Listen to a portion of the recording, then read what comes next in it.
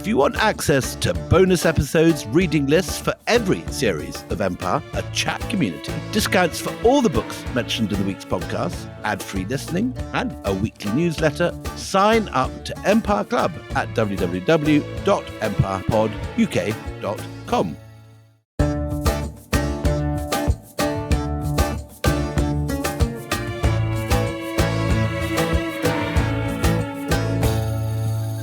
Hello and welcome to Empire with me, Anita Arnhem. And me, William Dalrymple. Now, over the next 2 episodes, we're going to be doing something very, very hilarious. We are going to be talking to my lovely friend who I adore, William Dalrymple, who's an amazing writer, and the Golden Road's soaring like a phoenix in the sky. But he's going to be talking about numbers. And if anyone knows William at all, the panic, the sweat, the beads of sweat on his head when you ask him to add two fairly small and innocuous numbers. It is true that maths is not my strongest card, and that I not once but twice failed my maths O-level at the age of 15. Did you? And had to redo it. Did you? Yes, I did. Oh, God. What did your parents say? Well, they also knew that I'm basically completely innumerate, so they weren't enormously surprised. Is that true? Oh, God. You know, if you had Indian parents, true story, I think I once got a high mark in a maths test. I hated maths, but I did it. And I think I got like sort of 85%, which I was dead chuffed about. And I had my dad on the phone to an uncle going, no, she's done really badly. It's only 85. It's only 85%. What? And that, dear listener, is the difference between an Indian and a Brit. My kids, incidentally, when they went to Indian schools in Delhi and then came at the age of 15 back to schools here. And they found that they were 3 years ahead in maths vis-a-vis their British contemporaries, but they were behind in essay writing and humanities, but way ahead in maths. And probably quite behind in going to parties. I think that's probably... Okay, but you know what? Whereas you're not a mathematician, but what you are is a genius historian who goes into great depth in research and talks to genius mathematicians. So that's why this is a fascinating insight into the whole genesis of actually stuff that we non-mathematicians take for granted. It was really, really interesting because, you know, once you stop doing maths at school, in a sense, you stop thinking about it, unless like you're married to a mathematician and go to mathematical conferences. And having to look again at the history of this stuff and to understand it. And I had an absolutely fascinating time talking to a lot of people who study the history of mathematics and are specialists in it, including our great friend Marcus de Soto, who's done wonderful, absolutely wonderful programs on this sort of thing. So he was very helpful. No, he's brilliant, Marcus. Marcus is fantastic. And often you'll meet people who I had less and less these days, but you meet people who see the poetry in an equation and are able to express it. And that's a lot of what we're going to talk about today. But let's not blow the suspense. Let's carry on. So look, tell me, young man, what are we going to do? So we're doing the early developments in Indian mathematics. And when we talk about Indian mathematics, it's something different, isn't it? So this section of the book, The Golden Road, we've previously talked on this podcast at different times about the different sections. We've talked about the way that Buddhism spread out of northern India, not only encompassing the whole of India, but going southwards to Sri Lanka and southeast to kind of Burma and Thailand, and then northwards to China, Japan, and Korea, so that Buddhism spreads right across Asia in about 500 or 600 years and becomes the most widespread religion in Asia. Over half the world now lives in countries where Buddhism is now or once was the dominant faith. We also looked at a different time about the section of the book which talks about India's incredible trading relationship with the Roman world and the unexpected way that India was actually Rome's leading trading partner. And we looked at the way that Hinduism spread to Southeast Asia. So the final section of this book is about the way that Indian ideas most affected the West, which was through their mathematics, and most obviously in the development of the set of numbers that we in the West call Arabic numbers, because we got them from the Arabs, but in fact were invented by the Indians. And this is something that, of course, every Indian knows at school and is incredibly proud of. But no one in the West knows about this contribution, which leads to the kind of, you know, the frustration of the kind of Sanjeev Bhaskar style uncle saying, Leonardo da Vinci, Indian, Jesus Christ, Indian, royal family, Indian, because this is a major contribution to world civilization. The number system used around the world, the decimal system, the existence of zero, these are completely world-changing developments. And no one outside India knows that it all came out of great Indian philosophical ideas and thought. Well, I mean, that idea of a representation of nothing, the zero, the one mark on a paper to indicate nothing, zero, or a space it was revolutionary. Absolutely. It's like a grenade going off in mathematical thinking. And it is the thing, you're absolutely right, that most Indian children are told that India invented the zero. And for ages, you don't understand. Yeah, okay. So what? All right. But it is very important. Any of you who are mathematicians out there will know. It's one of the greatest abstractions of human thought and one of the most useful innovations in mathematics. And this is your book. I know this is your book, and I've read it with enormous pleasure, but I have questions. So, I mean, you're talking about an outflow of information that is often then repackaged or disseminated and people forget where it originated from. But is there also not a question of a melting pot of ideas that because, the Indian influence is spreading so far and wide? I mean, you talked about China most recently and the Far East and places like Thailand, but also, the Greeks, Alexander the Great, his legions brought Indian scholars into direct contact with what they were doing with astronomy and their own sciences. And so you have this unique ganglion, if you like, of information, which is then developed into these sophisticated ideas. This is something that I think that many Indians may not be aware of. And certainly my interpretation from having really studied this hard over the last 5 years is that like all the great scientific advances anywhere in the world at any time in history, it's not some spectacular lightning strike and a completely innovative thought coming out of nowhere. It's people gathering together all the available information and taking it one step further. It's always you're on the shoulders of the giants who've been before you. And this is true of the great development in Indian mathematics, which took place quite late on. I mean, Pythagoras was 530 BC. And these Greek ideas get to India. They're known as the Yavana Sutras.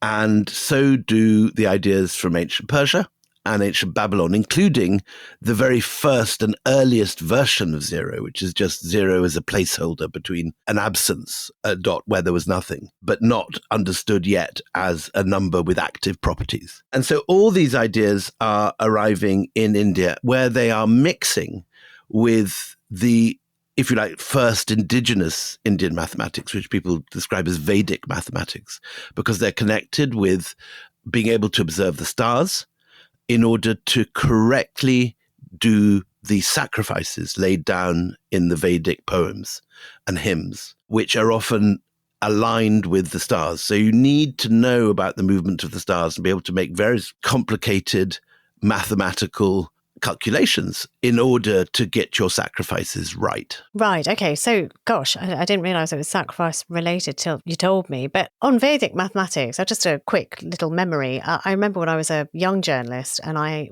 was sent, and I worked for an Indian news organization at that time, and I was sent to a school and it was teaching Vedic mathematics. That was the way they decided they would teach mathematics. And you saw these tiny little, they were all white children. None of them were Indian. So like Indian children weren't doing this. It's like when you go to the Highlands of Scotland and everyone in the Gaelic class is from London. Right. But these really complicated long divisions that they were doing in their heads using a system I didn't understand at all, which was, well, even when they explained it to me, the Vedic mathematics was something so alien to my learning and understanding of maths, but they were much quicker at it than I was. So this has been around in India since, well, people dispute the dates of the Vedas, but some people say 2,500, some people say 1,000 BC. And all these different ideas are coming together. And it's during the rise of the Guptas, the Gupta dynasty, who conquer and rule North India in the early centuries AD, that you see this great renaissance in all sorts of spheres of life. For example, Kalidasa, who's sometimes called the Sanskrit Shakespeare, who writes great poems and plays like The Cloud Messenger and Shakuntala, that are considered the great masterpieces of Sanskrit literature. They take place during the Gupta Golden Age. You get these gorgeous gold coins showing the Gupta monarchs ruling with these sort of rippling bodies. One is playing a lyre, another is on a horse, looking magnificent. They're some of the most beautiful coins ever made. And you get the Kama Sutra, which is being compiled for the pleasure of the young men of Indian towns. So this is a period of sort of great learning, a period of flourishing the arts, but it's also a period of science and mathematics. Yeah, I mean, not many people may have heard of Vedic mathematics. I bet you've heard of the Kama Sutra, though. And just to sort of anchor this in history, the Gupta reign was roughly between the early 4th to late 6th century, just to anchor these things in the continuum. Okay, so this is a time of great... would it be India's enlightenment? Would you go that far? So certainly there is a world of Indian nationalist historians that look on the Guptas as the great golden age of India. Here you have indigenous Hindu rulers who are building some of the very first Hindu temples in stone, although wooden ones have been around much earlier. They are particularly sacrificing to Lord Vishnu and the different avatars of Vishnu, and they're regarded by Indian nationalists as the epitome of Indian civilization, when both the arts and the sciences were flourishing. Indian trade to Southeast Asia was beginning, that it's a time of great riches symbolized by these gold coins. And what you get in terms of science and mathematics is great advances led by this figure called Aryabhatta. And Aryabhatta is someone, I mean, India's named satellites after him. He's an incredibly important character. He lived in the city of Pataliputra, which is modern Patna in Bihar. His dates are 476 to 550.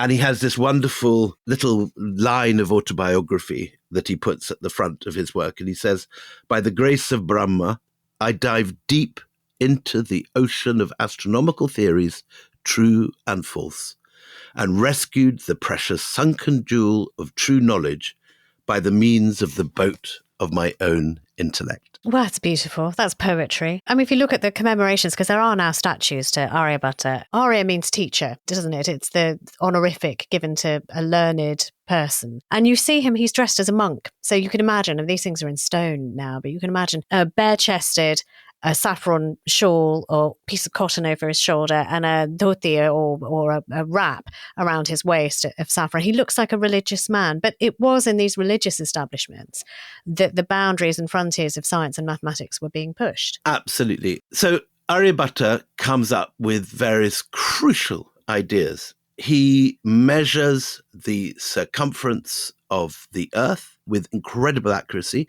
He works out not only that the Earth spins on its own axis, but he works out the distance between the Earth and the Moon. And he writes this extraordinary mathematical treatise in poetry. It's a dense, short poem that covers, and I just read the list of things it covers: arithmetic, squares, cubes, square roots, cube roots, triangles, the properties of a circle, algebra, fractions, quadratic equations and signs, and it utilizes a decimal system with place value, and it contains a very close approximation to the value of pi, 3.1416. Which is amazing. Yeah. Amazing. I mean, it's extraordinary. And it also deals with spherical trigonometry, and he also writes these very complex lines about the movements of the planets, eclipses, and the exact length of the solar year to the accuracy of 7 decimal points. And he writes this very nice line. He said, "Just as a man in a boat moving forward sees the stationary objects on the shore moving backwards, just so are the stationary stars seen by the people on the earth as moving to the west."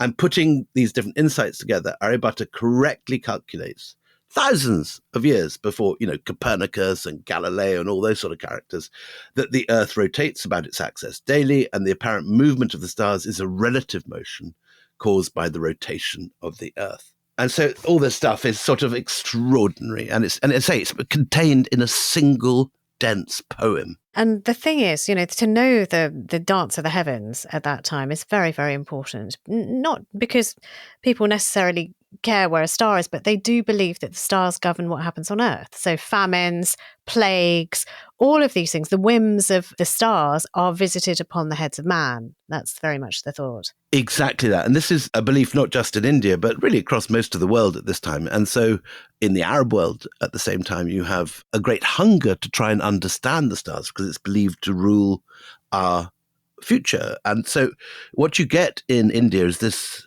science that they call Jyotisa, which is both astronomy and astrology. So it's both at once the Daily Mail horoscope and it's NASA.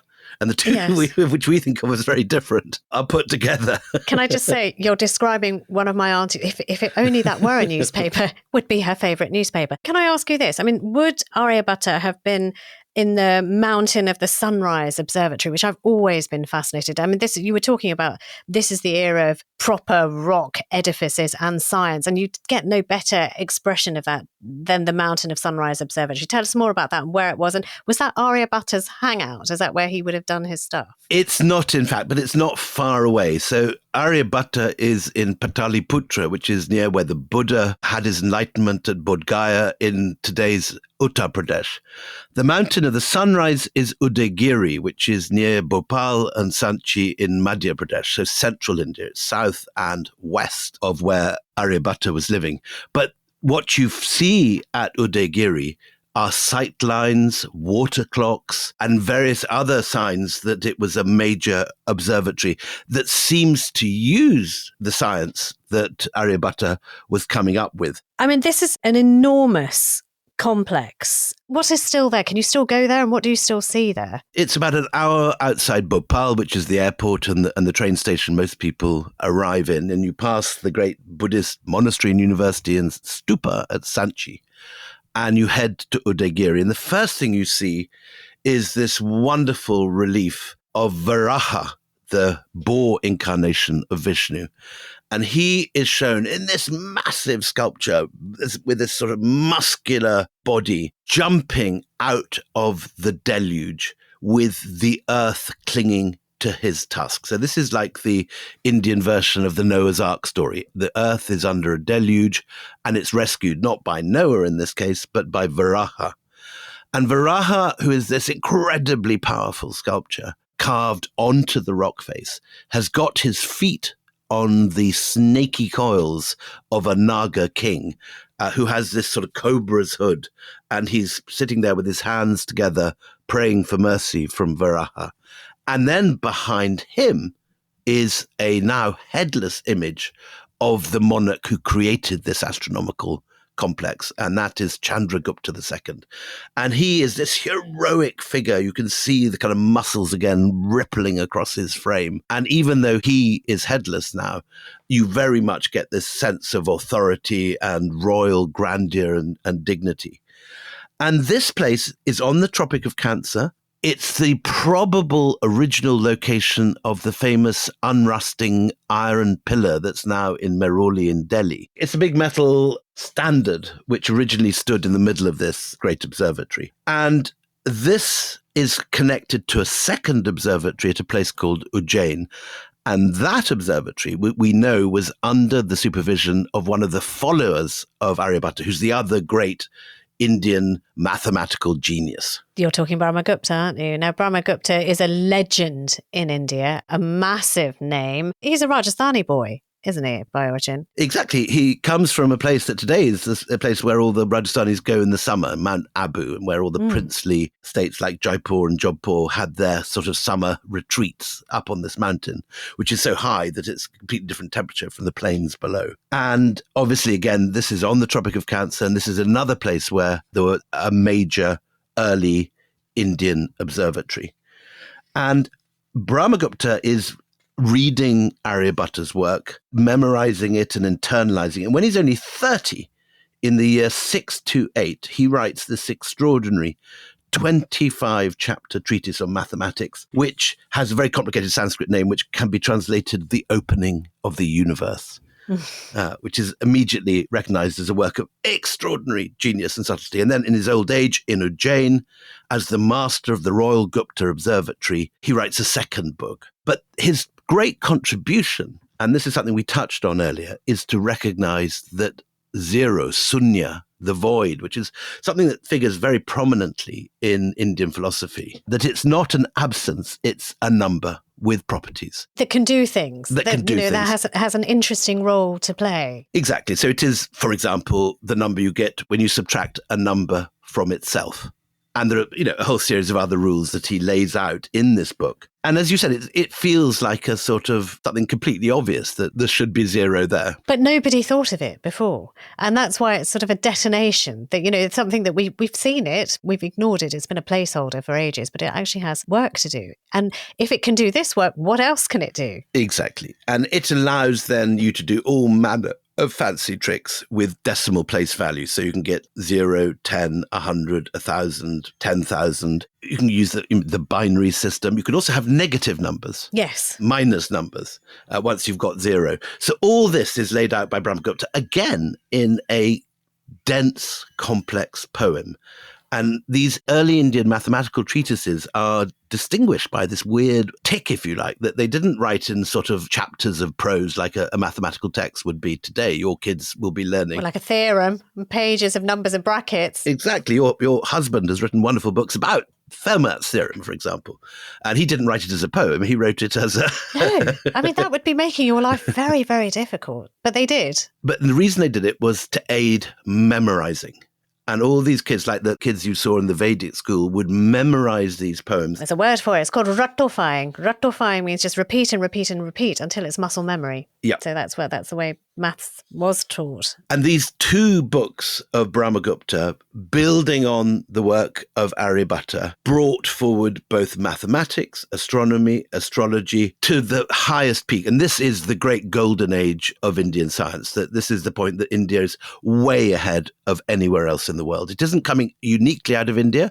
It's building on discoveries made elsewhere, but it is entirely Indian advance. So Callum, our producer, has just buzzed me with a question. I don't know the answer, but you probably do. So before, Brahmagupta's work, could you not have had the number 1 million with all of its zeros? So I don't know whether the Romans had a letter which equated to 1 million in the same way that they had thousands and so on, C's and M's for hundreds and thousands.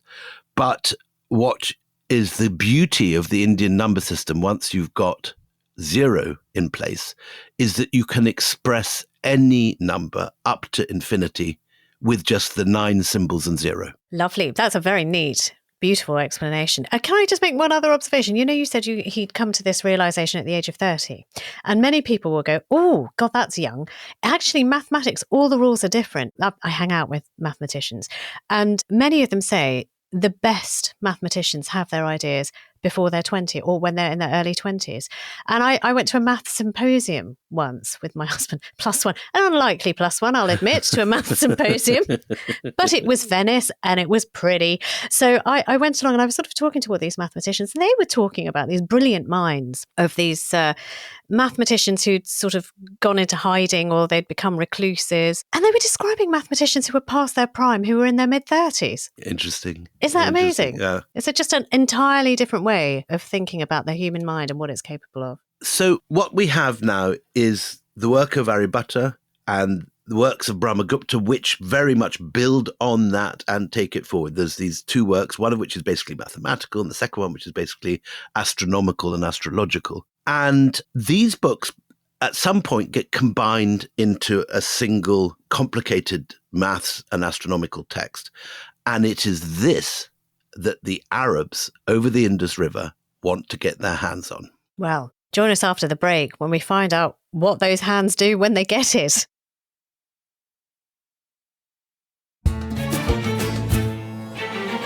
Welcome back. So just before the break, you were teasing us about how this raft of knowledge is floating its way towards the Arab lands. Now tell us, where does it land? Who picks it up? And what do they do when they have it? So this was one of the most exciting bits of research that I did for the Golden Roads. And it's a bit that I think is not well known. People know that the Arabs had this from India, but the exact method of how these mathematical innovations passed from one to the other has a history. And I was able to piece it all together. And I think it's one of the very first times it's been put into a tight single chapter of a book. And it was one of the bits I was most excited about. It's a great read. And anyone who knows anything about the Arab world in this period, and we're talking about the 700s, will know that there is only one place, the very epicenter of learning is Baghdad at this time. Correct.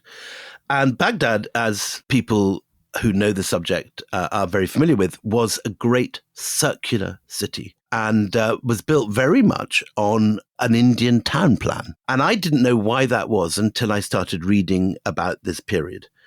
And the story takes us first to Afghanistan, to the town of Balkh, where you can find the great Mahavihara or great Buddhist monastery of Naubahar. And this monastery, which was visited by our old friend and friend of the show, Xuanzang, the Chinese pilgrim monk who went to the University of Nalanda, he went there and he praises the incredible library. But only 60 years after the visit of Xuanzang, the great eruption of Islam takes place. And the Arabs famously, in just 2 generations, expand massively out of the Hijaz. They conquer both the Byzantines and the Persians. We've talked about that in the episode in the Persian series. They get as far as Spain on the west, and they get as far as the Indus on the east. But there's a little sort of handle that goes further east still when you go up to Central Asia. And Balkh is literally the kind of the last place before China that the Arab armies have finally stopped. And the family of hereditary abbots of Naubahar, who were known as the Pramukh, convert to Islam, and the young heir to the principality goes to the Middle East to a place called Rasafa, where their names are Arabicized to Barmak. Hang on a minute, that sounds a lot like Barmakid. That is the Barmakids who we've talked about. This is them. This is them. Right, okay. This is the backstory to these people that we've met before in previous episodes. Yes, and just to remind people, when we've talked about them before, they were just a hugely influential Iranian family who, were patrons of all sorts of things that made the region famous. So what seems to have happened was that these guys, because they were Buddhists, because they were Sanskrit literate, because they were from this great center of learning, were themselves Prakrit literate and literate in higher Indian mathematics. One of their members, the original Barmakh, actually studied mathematics in the great universities of Kashmir, which are referred to in these texts, and were major centers of learning at the time. Yeah, and just to remind you, I think we talked about this a long time ago, but the Barmakids were so remarkable. They were so sort of venerated, especially their hospitality at the time, that you will even see mention of them in some of the stories of 1001 Nights. The Barmakids are in there. Oh, they're at the centre. And one of the young Barmakids is Jafar, who is the great friend of Harun al-Rashid, and then he makes it in. Well, you tell the story. Well, yeah, he's Aladdin. He gets to evil Jafar with his crabby parrot. Exactly. For reasons that are not entirely clear, Disney turned this guy who's rather heroic in the 1001 Nights into this boo-hiss baddie with this sort of English accent. But anyway, this family come to prominence because they have these mathematical skills that others don't. And when one of their classmates from Rasafa leads an enormous rebellion against the ruling Umayyad dynasty of Damascus, the Barmakids are brought in effectively as the Indian accountants to the CEO. And they do such an amazing job. And it's playing to stereotype, but it is actually true. These guys are so extraordinary with their mathematics that when the Abbasids defeat the Umayyads and need to build a new capital as an alternative to Damascus, it is the Barmakids who are chosen to build the new city of Baghdad. And they do so on an Indian plan. It's this extraordinary city of 500,000 souls, a melting pot, not just of diverse Arab tribes, but also Persians, Turks, Africans, Armenians, Indians, Jews, Syrians, Slavs, and Byzantine Greeks. The city they plan is, in all the travelogues of the time, regarded as this sort of magnificent, dazzling place with palaces spread out along the banks of the Tigris, mosques, colleges, libraries, pleasure gardens. And here at the center are the Barmakids. And the first thing they do once this city is built is they send an embassy to India to get the works of Brahmagupta. So Brahmagupta is the number one thing in their lending library. And we should say, I mean, Khalid ibn Barmak, who is one of the main characters in this Barmakid dynasty, he is one of those, or he is the man who founds the House of Wisdom, this royal library, which is so extraordinary. It rivals Nalanda. It rivals that place that we've talked about in such detail with all of the scrolls of wisdom. It's the caliph who in name certainly founds the House of Wisdom, but Khalid ibn who's doing all the Barmak work? is the vizier who does it for him, if you like. And the Barmakids are so close to the Abbasids that they suckle each other's babies. They become teat brothers. Oh, you've told us that story, and I thought that was disgusting when you said it before. Oh, it's no, I'd rather like It's just that the phrase idea. teat brother. I can't. I just can't. Okay. All right, so he wants Brahmagupta's work, but wanting and getting are very different things. So how does he actually get it into his new burgeoning library? So there's different stories. In one story, he sends a Jewish emissary to the astronomical observatory at Ujjain, which is where Brahmagupta originally worked. We don't know whether that yielded anything, and certainly when the book comes, it doesn't come from Ujjain directly, it comes from the court of Sind.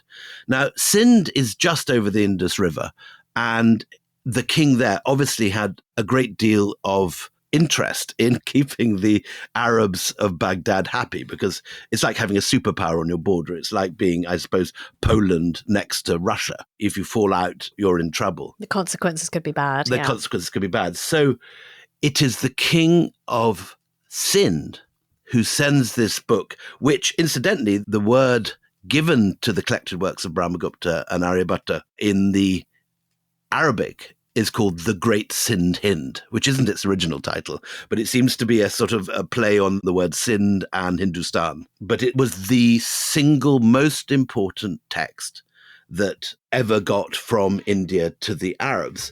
And it comes not just with the book itself, but because it's so complex and it's in all this sort of rhyming poetry, a team of Brahmins come with the book from Ujjain, one of whom is called Kanaka the Indian. And he becomes a celebrated figure that reappears in histories of Islamic astrology for hundreds of years to come. And they keep his name. They don't change it. They don't Islamify his name. And he's still Kanaka. It's very important, actually, to recognize that in all Islamic literature of this period, India is held up as the great place of mathematics and learning. There's no embarrassment. There's no sense that there's any anxiety about appropriating this from the Indians. They're very proud that they found a way of channeling this genius work to their own use. And the Caliph Mansur immediately gives this book and the delegation of Brahmins into the hand of the court astrologer, who is somebody called Al-Fazari.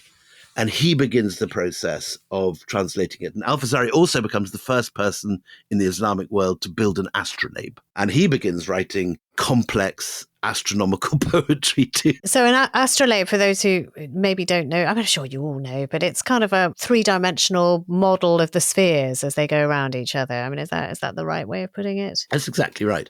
And the Caliph, he summons Al-Fazari and he says, you must translate this clearly in prose, quote, so that the Arabs might understand the motions of the planet. And that's beautiful, but also hilarious. Can you leave out the poetry?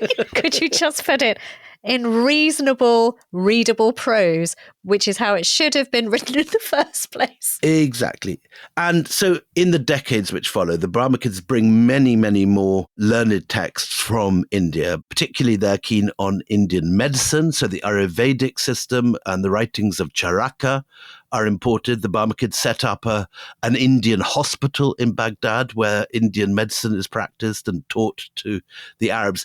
And there's no sense of pride that, they're too grand to reach out to their neighbors for this stuff. They recognize the achievements of the Indians and they're very, very keen to bring it in. What would it have looked like? Because many, when you say library in Baghdad, well, imagine a library that they've visited, that they've seen, things on shelves, things that anyone can walk in off the street with a library card. And go. The library, it's almost a place of worship. It is so important in the city. What would it have been in Baghdad to have gone to the library? Who could have gone? Well, we keep hearing about the House of Wisdom, but we don't have a painting of it or a complete, ground plan. So I can't answer that question. I don't think anyone else can either. We just have a place that is known to be a college. It has effectively fellows and, if you like, dons accredited to it. They live there, they work there. It's very similar, I think, to what the Library of Alexandria was in Egypt. So almost a little mini citadel of learning. Exactly that. Now, what happens next is very important. The Barmakids fall from grace in a spectacular fashion. Jafar, the baddie of Aladdin, is so close to Harun al-Rashid that there are even sort of gossip about the two of them being lovers, or maybe Jafar has got something with the caliph's sister. But whatever the particular rub was, at some point, the caliph, Harun al-Rashid, who has been brought to power rather than his brother by the Barmakids, and whose tutor has been another of the Barmakids, whose best friend has been the son of the tutor, Jafar himself, he turns on Jafar. And there's a terrible moment when he, one night, out of the blue, gives the order that the Barmakid family is to be destroyed. Well, I mean, this sounds like one of those epic, tragic ends to I'm going to use another Teat twin story, but I mean, two people who were like brothers or more than brothers who then come to a terrible end. How does it happen? How does this end come? So we have actually an account of it. And there's this poor bodyguard called Yasser who is summoned to the caliph and told to kill Jafar. And of course, he's amazed and can't believe it's true. So he goes off to Jafar and he says, "The commander of the faithful has ordered me to bring your head." And Jafar, who's just sort of settling down for a nice dinner and is not expecting anything like this, replies, "The commander of the faithful likes to tease me." This is no doubt one of his jokes. Oh, he thinks it's a joke. And "By God," replied the officer, "I have never seen him more serious." So the reply by Jafar is, "Well, if it isn't a joke, then he must have been drunk." And Yasser has to say, "No, by God, he seemed fully in possession of his reason. And from the prayers I've seen him perform, I can't believe he's actually drunk anything today." So at this point, the conversation gets chilly. And Jafar says, "Look, if there's anything I've ever done for you, please now remember that favor I've done for you." And the guard says, "Yes, I'm completely at your service for anything that is not against the will of the commander of the faithful." So Jafar says, "Go back to him and tell him that you have carried out his order. If he shows regret, I shall owe you my life, and you may count on new favors from me. If, on the other hand, his decision remains constant, well, you must perform your duty." So he goes to see the caliph, who says, "Bring me the head at once, or yours at last shall fall." That's actually the translation. God. So, I mean, at that point, Jafar knows this is no joke. This is not an outburst of, can someone rid me of that troublesome priest? His once best friend wants him dead. So Jafar has been listening to this. He's come to the caliph. He's hidden behind an awning or whatever and has actually heard with his own ears what the caliph says. So he says, "Do your duty. You must cut my head." And he bandages his eyes, extends his neck, and he is beheaded. And then immediately the caliph gives the order, "Cut off Yasser's head. I cannot bear the sight of the murder of Jafar." Oh, for God's sake. It's really hard being around him, isn't it? Actually, he turns into quite a lunatic madman because he then orders the family of Jafar, his one-time best friend and Teat twin, to be imprisoned and tortured and confiscates everything. So he's a bit of a bastard. And his old tutor. And it all goes to the mother of Harun al-Rashid, who we dealt with during our episode on Al-Qaisarun. And Zubaydah inherits all the estates of the Barmakids. So all this stuff is wiped out. And the Barmakids are gone. The Barmakids are gone. But the manuscripts remain. Right. And there is a wonderful coda to this story. So 10 years pass. The viziers that follow are so anxious not to repeat the mistakes of the viziers that they direct the manuscript collectors and so on to look towards Greek learning. So this is the period that the House of Wisdom begins to fill with works of ancient Greek classics, which is how eventually they come back to the West, because it's through the Arab translations that we have these now lost classical texts. Then, after about 10 years, a young man appears in Baghdad. Well, he's from Khiva, which is in the area that the Persians and the Arabs call Khwarazm.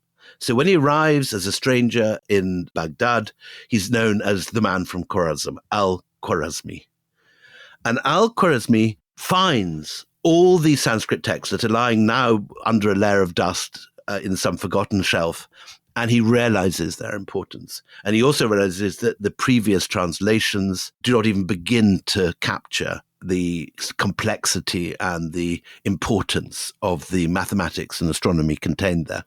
So Al-Khwarizmi gets down to work to produce a whole series of new translations. And he writes a book with this snappy title of The Compendious Book of Completing and Balancing by Hindu Calculation. And because it's such a mouthful, everyone just knows this by the nickname Al-Jabr, which is the origin of our word algebra. Algebra. Kitab means book. Al-Jabr.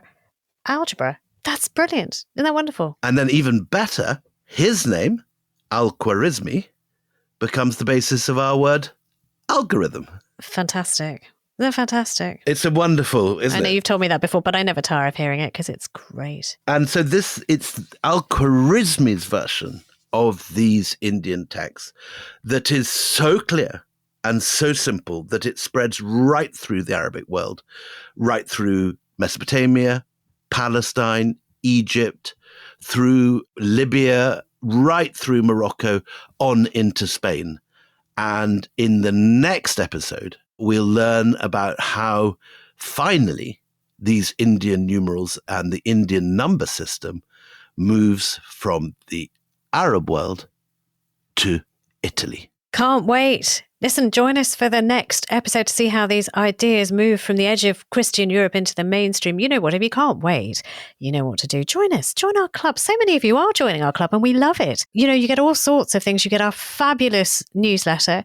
You get early tickets to any events that we do, which sell out madly within hours. And you get book lists and all sorts of things. We spoil you. Just go to empirepoduk.com and you also get these mini-series all in one gulp. So if you can't wait and you don't like pacing yourself, and why would you?